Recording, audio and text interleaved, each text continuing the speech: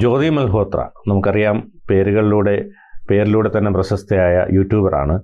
അതോടൊപ്പം തന്നെ പാകിസ്ഥാനിലേക്ക് ഇന്ത്യൻ രഹസ്യങ്ങൾ പകർത്തി എന്ന രീതിയിൽ ശ്രദ്ധിക്കപ്പെട്ട ജ്യോതി മൽഹോത്ര ആദ്യഘട്ടത്തിൽ മന്ത്രി മുഹമ്മദ് റിയാസ് ഇവിടേക്ക് കേരളത്തിൽ വരാനുള്ള സൗകര്യങ്ങൾ ചെയ്തു കൊടുത്തു എന്ന രീതിയിൽ BJP ഒക്കെ ആരോപണം ഉന്നയിച്ചു. ഇപ്പോൾ കാണുന്നത് കുംഭമേളയ്ക്ക് അടക്കം പങ്കെടുത്തിട്ടുണ്ട്. അതോടൊപ്പം തന്നെ ഈ വന്ദേ ഭാരതിൻ്റെ ഉദ്ഘാടനത്തിലും പങ്കെടുത്തു. അതിൽ വി മുരളീധരനും സുരേന്ദ്രനുമായിട്ടൊക്കെ ഉള്ള ഫോട്ടോസൊക്കെ പുറത്തു വരുന്നു. അപ്പോൾ ഇപ്പോൾ BJPക്ക് ഇനിയിപ്പോൾ അത് ഇനി പറയാൻ കഴിയില്ല. എന്താണ് ഈ വിഷയത്തിൽ പറയാനുള്ളത്?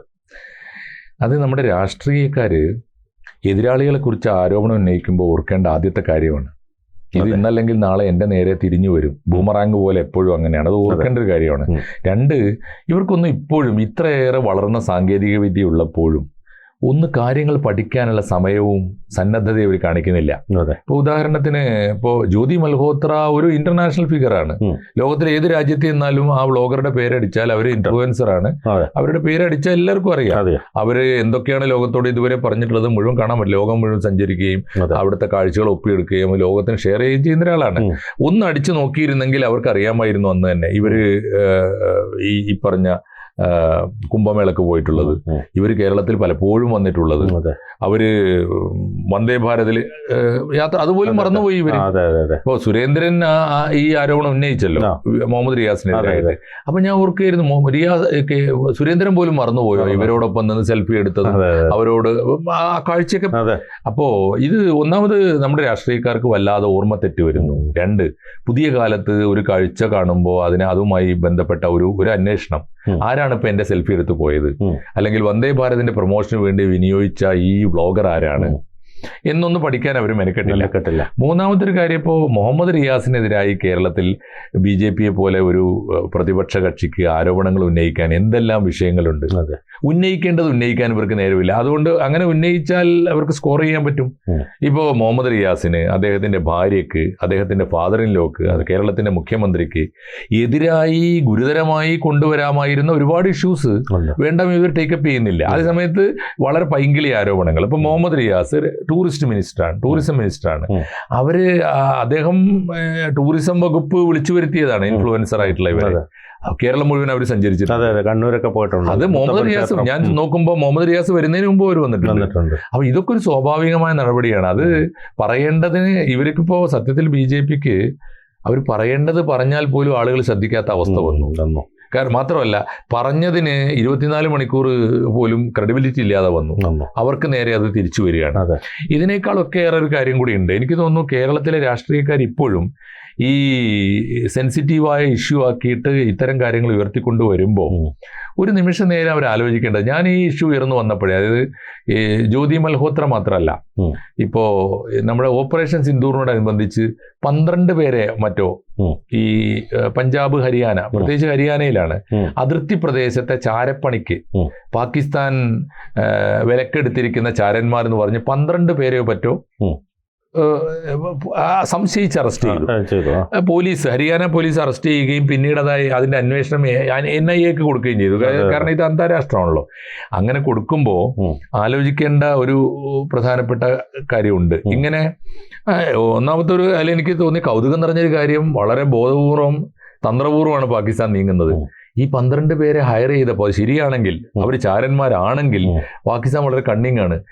ഈ ഹരിയാനയിൽ നിന്ന് ഇവർ ഹയർ ചെയ്തിരിക്കുന്നത് ഈ 12 പേരിൽ എനിക്ക് തോന്നുന്നു 9 പേരും ഹിന്ദുക്കളാണ്.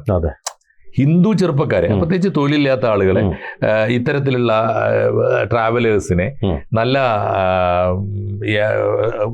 പലതരത്തിലുള്ള സാധ്യതകളിലവരെയാണ് ഉപയോഗിക്കുന്നത്. ഒന്ന്. രണ്ടാമത്തെ ഒരു കാര്യം, ഇവരെ സംശയിച്ചാണ് അറസ്റ്റ് ചെയ്തത്. ഈ നല്ല ഇൻഫ്ലുവൻസേഴ്സിനെ അല്ലെങ്കിൽ പബ്ലിക് ഫിഗേഴ്സിനെ, പ്രത്യേകിച്ച് ഈ ട്രാവലേഴ്സിനെ, ബ്ലോഗേഴ്സിനെ ഒക്കെ ടാർഗറ്റ് ചെയ്യാൻ പലരും ഉണ്ടാവും. അവരെക്കുറിച്ചുള്ള ഇൻഫർമേഷൻ തെറ്റായിട്ട് പോലും പലപ്പോഴും എത്തിക്കാൻ ആളുകളുണ്ടാവും. അത്തരം ചില ഇൻഫർമേഷന്റെ അടിസ്ഥാനത്തിലാണ് ഈ അറസ്റ്റ് നടന്നിട്ടുള്ളത് പലതും. അപ്പൊ അവർ തന്നെ പറയുന്നത് സംശയാസ്പദമാണ്. യുദ്ധകാലാവസ്ഥയിൽ പാകിസ്ഥാനെ കുറിച്ചുള്ള കുറെ വിവരങ്ങൾ, ഞങ്ങൾക്ക് കിട്ടിയ വിവരം അനുസരിച്ച് ഇവരുടെ ലാപ്ടോപ്പ് എടുത്ത് പിടിച്ചു നോക്കുമ്പോൾ, സെർച്ച് ചെയ്ത് നോക്കുമ്പോൾ ഒരുപാട് വിവരങ്ങൾ പാകിസ്ഥാനെ കുറിച്ചുണ്ട്. അപ്പോൾ അതുകൊണ്ട് സംശയിച്ച് അറസ്റ്റ് ചെയ്തതാണ്. ഇവർ ചാരപ്പണി ചെയ്യുന്നു എന്ന് അവർക്ക് പോലും ഉറപ്പില്ല. ഈ സമയത്ത് ഇപ്പം നമുക്ക് മീഡിയക്കായാലും നമ്മുടെ രാഷ്ട്രീയക്കാർക്കായാലും സ്വീകരിക്കാവുന്ന ഒരു നിലപാട് എന്താ? നമ്മുടെ രാജ്യത്തിൻ്റെ അന്വേഷണ ഏജൻസി NIA സംശയാതീതമായി ഇവർ ചാരപ്പണി ചെയ്തിരിക്കുന്നു എന്ന് തെളിയിക്കുന്നത് എന്നാണോ അന്ന് നമുക്കും അത് തീർച്ചയായിട്ടും അംഗീകരിക്കാം. അത് നമ്മുടെ ബാധ്യതയാണ്, നമ്മുടെ രാജ്യം പറഞ്ഞാൽ അംഗീകരിക്കണം. അതേസമയത്ത് സംശയിച്ച് അറസ്റ്റ് ചെയ്യുന്ന ഒരാളെ ആ അന്വേഷണം പൂർത്തിയാകുന്നത് വരെയെങ്കിലും ചാരസുന്ദരി എന്നൊക്കെ വിളിക്കുന്നത് ശരിയാണോ? അങ്ങനെയാണെങ്കിൽ ആര് വിളിച്ചാലും, നമ്മുടെ മാധ്യമങ്ങൾ വിളിച്ചാലും തെറ്റാണ്, നമ്മുടെ പ്രതിപക്ഷ പാർട്ടികളും ഭരണകക്ഷി വിളിച്ചാലും ആര് വിളിച്ചാലും തെറ്റാണ്. തീർച്ചയായിട്ടും അത് കേസ് കോടതിയിൽ തെളിയിച്ചവർ അത്തരത്തിലുള്ള ആളാണെന്ന് കണ്ടെത്തിയതിന് ശേഷം മാത്രമേ അങ്ങനെ ഉപയോഗിക്കാൻ പറ്റൂ. ഞാൻ ഇവരെ കുറിച്ചുള്ള വാർത്ത ആദ്യം വന്നപ്പോൾ തന്നെ ഇവരുടെ മുഴുവൻ വെബ്സൈറ്റും ഒക്കെ ചെക്ക് ചെയ്യണ്ടായി. അപ്പോൾ എനിക്ക് തോന്നിയ ആദ്യത്തെ കാര്യം, ഇവരിനി ചാരപ്പണി ചെയ്യുന്നു എന്ന് വിചാരിച്ചുള്ളൂ എങ്കിൽ അവർക്ക് ഒട്ടും ബുദ്ധിയില്ല എന്ന് വേണം കരുതാൻ. കാരണം അവരൊന്നും മറച്ചു വെച്ചിട്ടില്ല. അവർ പാകിസ്ഥാനിൽ പോയിട്ടുണ്ട്, അവർ ചൈനയിൽ പോയിട്ടുണ്ട്, അവർ കേരളത്തിൽ ഉടനീളം ഇപ്പോൾ കൊച്ചിയിൽ വന്നിട്ടുണ്ട്, ആലപ്പുഴയിൽ പോയിട്ടുണ്ട്, മൂന്നാറിൽ പോയിട്ടുണ്ട്, കണ്ണൂർ പോയിട്ടുണ്ട്. ഈ പോയിടത്തൊക്കെ വേറൊരു പ്രധാനപ്പെട്ട കാര്യം, ഇവർക്ക് എനിക്ക് തോന്നുന്നു ഒരു അഫെയർ ആണെന്ന് വേണം കരുതാൻ. അവരുടെ ഒരു നല്ല കൂട്ടുകാരുണ്ട്, അവരോടൊപ്പം മിക്ക യാത്രയിലും അദ്ദേഹം ഉണ്ട്. നിർഭാഗ്യവശാൽ അല്ലെങ്കിൽ ഭാഗ്യവശാൽ എന്തായാലും അദ്ദേഹം ഒരു പാകിസ്ഥാനി പൗരനാണ്. അദ്ദേഹം പാകിസ്ഥാന്റെ ഇന്ത്യൻ കോൺസുലേറ്റിലെ ജീവനക്കാരനാണ്. അവനോട് പറഞ്ഞു അത്രേ, എനിക്ക് നിന്റെ നാട് കാണണം. അപ്പൊ അവന്റെ കൂടെയാണ് ഈ പാകിസ്ഥാനിൽ പോകുന്നത്. പാകിസ്ഥാനിൽ അവന്റെ കൂടെ പോയത് കൊണ്ട് തന്നെ ഇവൻ ഡിപ്ലോമാറ്റ് ആയതുകൊണ്ട് പാകിസ്ഥാനിലെ മർമ്മപ്രധാനമായ കേന്ദ്രങ്ങളൊക്കെ, സൈനിക കേന്ദ്രങ്ങൾ. അപ്പൊ ഞാൻ ചോദിക്കട്ടെ, ചാരപ്പണിയാണെങ്കിൽ ഇവരുടെ വെബ്സൈറ്റിൽ ഇത് മുഴുവനും ഉണ്ട്. ഇന്ത്യയുടെ രഹസ്യങ്ങൾ പാകിസ്ഥാന് ചോർത്തി കൊടുക്കുമ്പോഴല്ലേ ചാരപ്പണിയാവുക? ഇന്ത്യ ചാരസ്ത്രീ, ചാരവനിത, ചാരസുന്ദരി എന്നൊക്കെ വിളിക്കണമെങ്കിൽ നമ്മുടെ രഹസ്യം അങ്ങോട്ട് ചോർത്തുന്നവരല്ലേ? അതിനേക്കാൾ കൂടുതൽ വിവരങ്ങളുള്ളത് പാകിസ്ഥാന്റെ രഹസ്യങ്ങളാണ്. എല്ലാം അവരുടെ വെബ്സൈറ്റിലുണ്ട്. അപ്പൊ ആരുടെ ചാരനാണ് ഇവര് എന്നൊരു പ്രശ്നമുണ്ടല്ലോ.